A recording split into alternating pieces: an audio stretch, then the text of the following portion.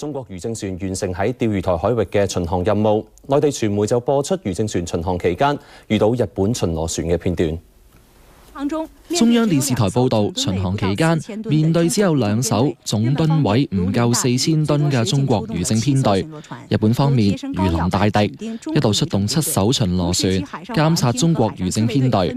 日本海上保安廳同海上自衛隊分別出動63架次偵察機同直升機，不停喺中國漁政編隊上空盤旋。我們在自己的海域正常的漁政巡航管理，請你們不要干擾。我的印象中，他就給我護航。浪大的時候，他們頂不住，他是被動的，我是主動的。因為我想怎麼走就怎麼走，他就跟隨着你走。呢次巡航上個月中到今個星期一進行，覆蓋釣魚台同黃尾嶼等8個島嶼，總航程2300幾海里。中國漁政部門話，今後會繼續喺釣魚台海域進行例行漁政巡航執法管理工作。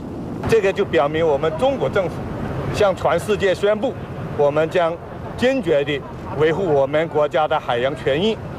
漁政部門又話，今後除咗會加強釣魚台海域巡航次數之外，亦都會繼續提升漁政船嘅裝備同埋性能。無線電視記者李偉達報導。